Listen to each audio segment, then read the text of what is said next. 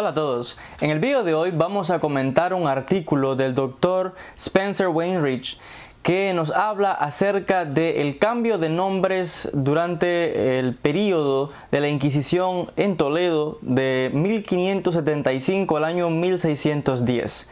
Este artículo que tengo conmigo, que otra vez este profesor de la Universidad de Oxford en Inglaterra, experto realmente, analizó más de 1000 casos durante estas relaciones de causa del Tribunal de la Inquisición de Toledo, porque según este investigador, estos récords de la Inquisición pueden ser realmente un caudal de información, de conocimiento para los historiadores, investigadores modernos a la hora de analizar en casos particulares el cambio de nombres, la significancia y lo que significaba un nombre en la antigüedad a diferencia de tiempos modernos. Este artículo que tengo conmigo es una de las fuentes de información que utilicé para uno de mis trabajos que tuve que entregar en la universidad. Como muchos de ustedes saben, yo soy un estudiante de tercer año de la carrera de Historia y el contenido, por supuesto, de todos estos vídeos en Sefarad TV, este canal, pues tienen esta orientación de un carácter histórico, y este artículo lo utilicé para escribir una de las tesis donde argumenté que durante la etapa medieval, dígase, en la época en que la península ibérica estaba bajo el control del Islam, hasta el punto en que fue toda la reconquista y completamente territorio cristiano, nunca la comunidad judía disfrutó de tal cosa, lo que se ha comentado mucho acerca de la convivencia, donde fue todo como un paraíso, y se habla de, por ejemplo, de Al-Ándalus, ese lugar mítico donde se llevaban de maravilla los cristianos, musulmanes y judíos. Hoy día ningún historiador ni ningún arabista realmente académico que se dedica a estos estudios sostiene tal aclamación, pues se ha más que comprobado que estos no fueron más que teorías que en un momento se hicieron popular por este término de convivencia por el afamado Américo Castro, y que a través de esto comenzó a partir del año 1948. Desde esa fecha hasta este día se escribieron muchos libros, mucha gente fantaseó, muchos escritores, no historiadores, fantasearon a este respecto, aunque sí hubieron luego historiadores que vieron quizás una posibilidad como una teoría, pero una teoría que algunos asumieron como real, pero que hoy día la mayoría de los investigadores descartan completamente. Por tanto, este artículo, trabajo que tuve que entregar a la universidad, pues cité fuentes como esta del Dr. Spencer Weinreich hablando del cambio de nombres durante la Inquisición en Toledo, y según sostiene este profesor, el cambio de nombres en la antigüedad era totalmente diferente a como uno pueda quizás imaginarse hoy día. Según él, en la antigüedad la persona podía cambiarse de nombre cuantas veces quisiese. No es como hoy que, por ejemplo, cuando nace un bebé, normalmente se inscribe y se le da un nombre, y es normalmente quizás el nombre que lleva desde que nace hasta que muere, a no ser que cuando quizás sea mayor decida por alguna razón cambiar su nombre. Pero normalmente hoy día las personas llevan nombres fijos que lo llevan toda su vida. En este artículo el doctor Spencer describe y analiza estos récords de relaciones de causa del Tribunal de la Inquisición, mostrando cuán variedad de nombres había en esta época y la flexibilidad con que una persona podía cambiar su nombre. O sea, que alguien podía tener un nombre al nacer y podía cambiar literalmente de nombre un montón de veces durante toda su vida, y esto no se veía como que era un nombre falso. Este concepto de identidad falsa o nombre falso no existía, según este doctor, en la época medieval. O sea que una persona podía tener diferentes nombres y no había ningún problema. Y vamos a mencionar algunos casos específicos otra vez, porque él está apuntando de que si uno analiza estos nombres onomásticamente, puede realmente adquirir muchísima información, y estos nombres nos van a transmitir muchos detalles, tanto del individuo como de su entorno social, como de su religión, como de su lugar de procedencia, como de su estatus social, económico, afiliación política, etcétera, etcétera. Y una de las cosas que el doctor comenta de estos récords de la Inquisición. Él dice que analizó más de 1177 relaciones de causa de este tribunal de la Inquisición, que otra vez mayormente los toma de un documento en español de otro profesor, el doctor Julio Sierra, donde este manuscrito nos muestra realmente, es una colección de testimonios de personas que fueron interrogadas por los inquisidores, que mayormente estaban detrás de nombres y apellidos, personas con connotaciones o un carácter religioso. Como es sabido, en esta época principalmente se perseguía a herejes y en este caso a los famosos conversos. Técnicamente la Inquisición no perseguía abiertamente a los judíos, perseguían a los conversos porque ellos lo veían como cristianos. O sea, judíos que en un momento fueron, dígase que fueron forzados a convertirse al cristianismo, fueron bautizados por la fuerza, por ejemplo, y mantenían el judaísmo en secreto, aun cuando practicasen judaísmo en secreto, pero abiertamente eran cristianos. Para el público general y para la iglesia eran cristianos. Por tanto, si una persona practicaba en secreto, dígase el judaísmo o dígase el islam, porque hubieron también musulmanes que fueron convertidos a la fuerza al cristianismo y viceversa, igual en tierras en su momento muchos cristianos fueron convertidos a la fuerza al islam en su momento. Aquí podemos comentar mucho al respecto, pero en este caso particular, para la Iglesia Católica, si una persona en el exterior era cristiana y en secreto mantenía otra práctica, otro culto, otra deidad, dígase la práctica judía o musulmana, para la Inquisición estas personas eran herejes y a ellos eran los que se perseguía. Y de aquí son los diferentes casos de los tribunales de la Inquisición, las torturas, los enviaban a la hoguera, etcétera, etcétera. Por tanto, este doctor nos habla acerca de cómo, otra vez, era muy flexible, que una persona pudiese cambiarse de nombre muchísimas veces en la antigüedad sin ningún problema. Y lo que es más, los registros oficiales mostraban en muchos casos diferentes nombres de un mismo individuo. Y otra vez, el cambio de un nombre significaba una nueva vida. Si yo, por ejemplo, era perseguido y por ejemplo, vamos a decir que tenía un nombre público como Yehudá Abravanel, y al convertir al cristianismo me llamaba Juan Álvarez. Este nombre, Juan Álvarez, era una nueva identidad, como ahora un nuevo miembro de la sociedad, como un cristiano. Por lo tanto, el nombre judío era el pasado, el nombre nuevo era una nueva identidad y era una manera de borrar esa mancha que tenía el judío cuando se convertía al cristianismo. Hay que recordar que en muchos casos también, en el caso de los conversos, estos apellidos familiares se colgaban en alto en las iglesias y todo el pueblo sabía que tal familia venía de conversos, de judíos, y esto era por supuesto una vergüenza para el judío que ahora era cristiano en público, porque continuamente en muchos casos era víctima de burlas, en muchos casos era un nombre, era una mancha que llevaba en la familia. Por eso es que muchas personas cambiaban de nombres buscando una nueva identidad para ocultar su pasado o para ocultar quizás sus prácticas que mantenían en secreto. En otros casos, las personas se trasladaban a diferentes pueblos y adoptaban un nombre porque otra vez esta nueva identidad les ocultaba esa mancha.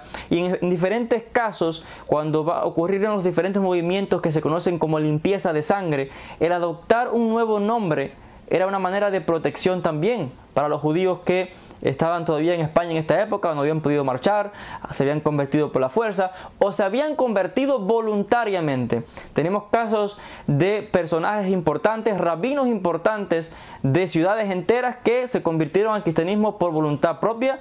No solo eso, sino que desarrollaron teología dentro del cristianismo, teología tanto del punto de vista eclesiástico como de un punto de vista místico. Tenemos figuras importantes como el Pablo de Santa María, que fue un gran rabino anteriormente a esto. Tenemos el caso de Santa Teresa de Jesús, que también venía de familias conversas, que hicieron aportes importantes al cristianismo. Y no solo ello, en muchos casos persiguieron a los judíos que mantenían aferrados su fe a las tradiciones de la nación de Israel. Por tanto, el cambio de nombres era otra vez una nueva identidad, tanto social, económica como religiosa. Habían apellidos que, por ejemplo, como el apellido Guzmán, que en un momento hacía referencia a una de las familias más importantes de España, porque otra vez hace referencia al afamado Guzmán el Bueno, y la gente escuchaba ese apellido Guzmán y sabía que era un apellido de familias importantes.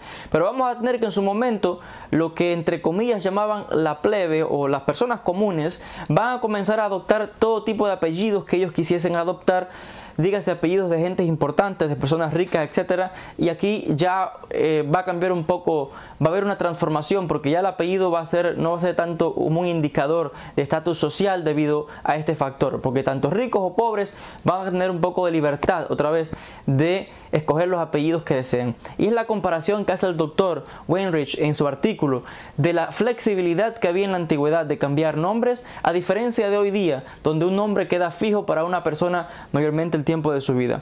Él otra vez menciona algunos casos, incluso donde en los récords de la Inquisición se hace referencia, por ejemplo, a personas con apodos que vienen también a mostrar características de la persona. Por ejemplo, se habla directamente, cita el caso de alguien llamado Ginés el Mayor. Esa última palabrita al final, el mayor, es un indicativo que nos ayuda hoy a los investigadores a saber que era, por supuesto, el mayor en la familia, pero que tenía hermanos menores en la familia.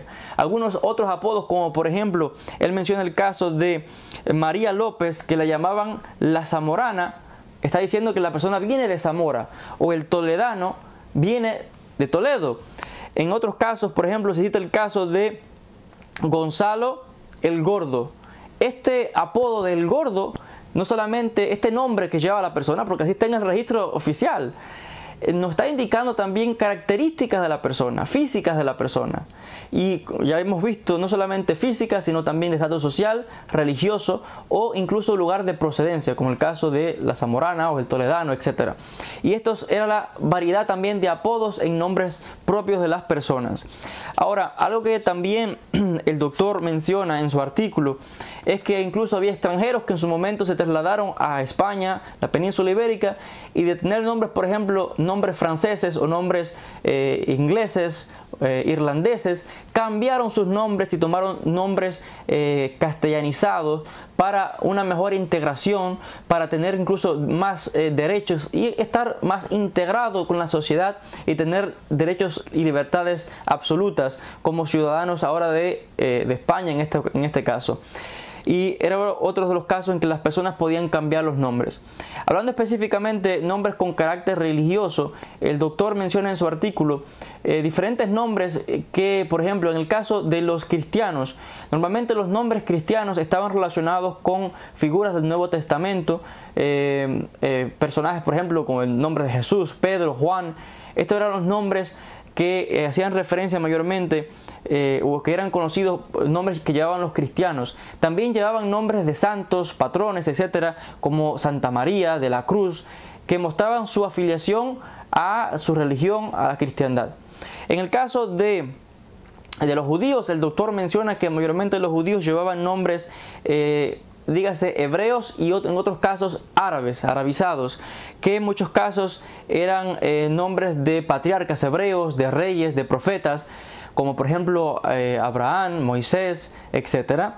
Nombres que un cristiano no los llevaría, imposible para un cristiano llevar nombres como ellos. Por tanto, vamos a tener que en el caso de los conversos, tenemos récords que muestran de cómo, por ejemplo, de llevar un nombre judío, al convertirse tomaba un nombre cristiano, porque otra vez, como ya hemos mencionado, era un cambio de identidad. Igual en el caso de los musulmanes, que fueron convertidos al cristianismo en este caso. Por ejemplo, se cita el caso de unas señoras que fueron condenadas por judaizar en el año 1576, que llevaban nombres cristianos puramente, como los nombres Mencía Núñez, Leonor Rodríguez, Brianca Díez, Ana de Almeida, y que aún en estos casos muchas veces eran descubiertos y fueron también condenados por la Inquisición. También hemos de mencionar que estos cambios de nombres, otra vez, una persona podía adoptar diferentes nombres durante toda su vida. Los diferentes récords de la Inquisición no había tampoco mucho cuidado con la caligrafía. Podían lo mismo deletrear un apellido con S que con Z, y en muchos casos era hablando de la misma persona, pero no había ese cuidado que hay hoy día en tiempo moderno, y habría más flexibilidad en la antigüedad. Es lo que sostiene el doctor en su artículo.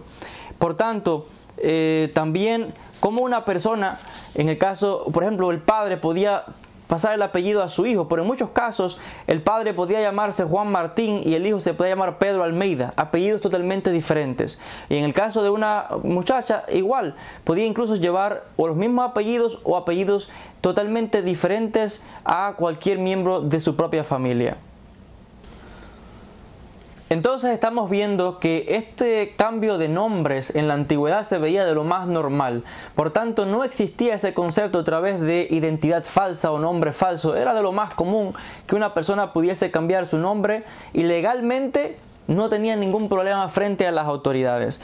Incluso el doctor menciona diferentes casos de personajes que en muchos casos hacían un poco de travesuras o trampas para tener otra vez derechos legales. Se habla incluso de personas que en su momento llevaban una doble vida y practicaban, por ejemplo, la poligamia.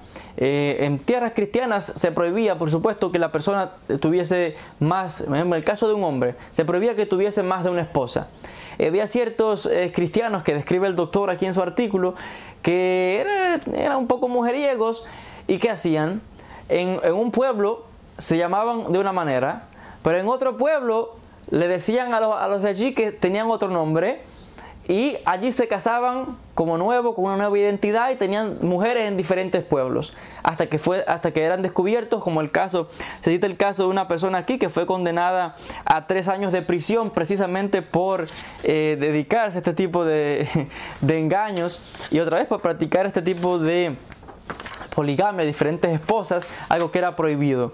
También se menciona de personas que en su momento eran cristianos abiertamente, y cuando hubieron diferentes revueltas, en este caso contra las autoridades, volvieron a adoptar nombres antiguos. Tenemos el caso de cuando la rebelión de las Alpujarras, el artículo menciona, voy a ver si encuentro la cita específica para citar el nombre de este individuo, donde llevaba un nombre cristiano, y cuando decide liderar todo este movimiento de oposición, cambia su nombre completamente y adopta un nombre musulmán, mostrando ahora que realmente pues este hecho de valentía de enfrentarse en este caso a las autoridades le llevó a asumir su propia identidad.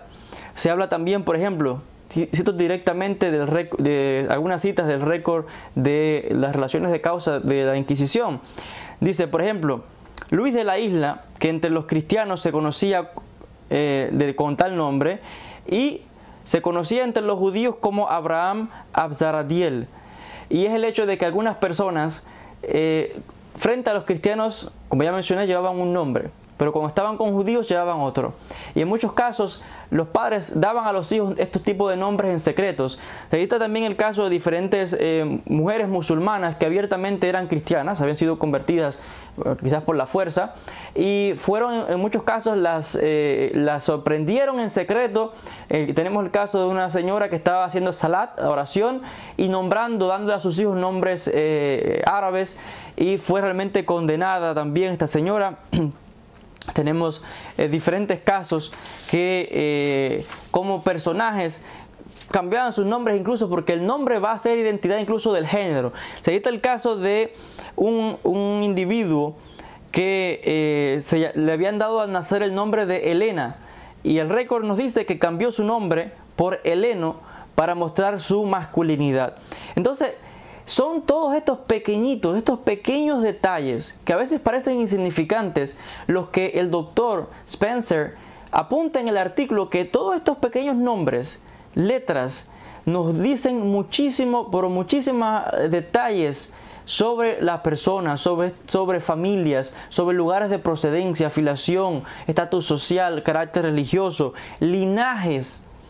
Entonces, estos pequeños detalles son los que él apunta para hacer un estudio onomástico, porque estos nombres, estos récords de la Inquisición, que en un momento tenían otro objetivo, hoy día para los académicos, para los investigadores, los historiadores, son realmente un caudal de información para analizar realmente los récords de aquella época, la sociedad de aquella época.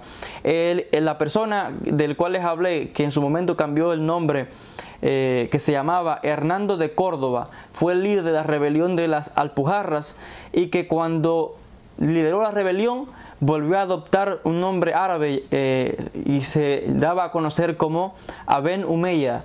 O sea que los nombres también portaban un carácter de valor, en este caso de rebelión, en este caso contra el Estado civil, contra la sociedad, en este caso por diferentes razones. Al parecer había sido convertido y ahora tomaba su nueva identidad. Incluso en el caso de judíos y musulmanes que en la península ibérica se conocían como cristianos, cuando se trasladaban a otros países y podían practicar abiertamente su fe, se cambiaban sus nombres a su antiguo nombre. Así lo dice el récord, su antiguo nombre. Volvían a ser utilizados en el lugar que ahora podían practicar abiertamente su fe y abandonaban su nombre antiguo.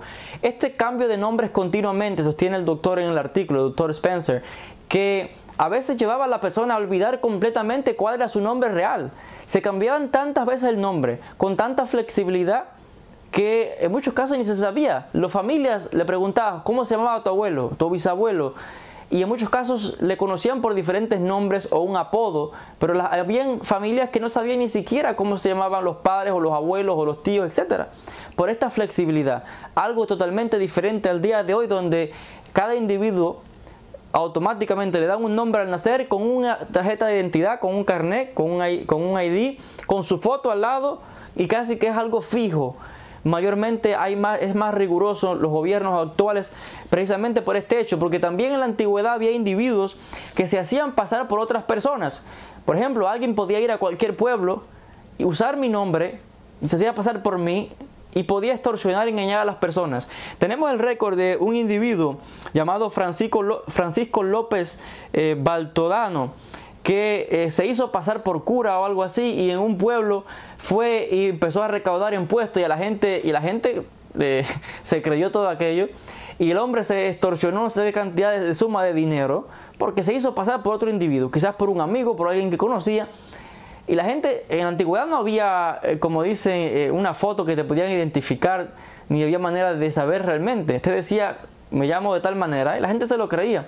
Y muchos eran estafadores, engañadores, y al final este hombre lo agarraron y realmente fue condenado por la Inquisición. Tenemos estos récords realmente. Entonces estamos viendo que estos nombres realmente tenían una significancia importante. Los nombres, otra vez, con un carácter que aportaba al individuo una nueva identidad, y venían a significar muchísimas cosas. O sea que, en resumen, para concluir, en la antigüedad, sostiene la tesis del doctor Spencer Wainwright, es que en la época medieval, analizando estos récords del Tribunal de la Inquisición en Toledo entre los años 1575 y 1610, habría una flexibilidad de parte de las personas de adoptar cualquier nombre que quisieran. Se les conocía incluso por apodos y era totalmente legal. No existía el concepto de nombres falsos. Los nombres significaban, podían aportar detalles de su estatus social, religioso, lugar de procedencia, afiliación política y muchísimos más detalles, características físicas, atributos, etcétera, etcétera. Entonces era todo un cambio constante. Una persona podía cambiar su identidad totalmente y continuamente, día a día, sin ningún problema, por este cambio de nombres, porque significaba una nueva identidad para este individuo, por diferentes razones, porque quisiera, porque quería hacer un engaño, porque estaba siendo perseguido y era una forma de ocultar su religión en secreto. Muchos detalles, diferentes motivos por los que una persona podía cambiar de nombres. Y es lo que sostiene el doctor, que hoy día esto ha cambiado totalmente y hay más, realmente es más riguroso con aquellos que quieren cambiar sus nombres en el presente. Hasta aquí el video de hoy. En próximos vídeos vamos a continuar analizando otros detalles sobre el judaísmo, en este caso de la época medieval. Quizás pueda comentar otros artículos de los que tuve que utilizar para escribir este trabajo en la universidad, y quizás incluso pueda comentar este mismo trabajo que escribí acerca de la convivencia de los cristianos, musulmanes y judíos durante toda la época medieval. Be'ezrat Hashem, quizás hablaremos de ello en próximos videos. Gracias a todos por la atención y nos veremos en un próximo video.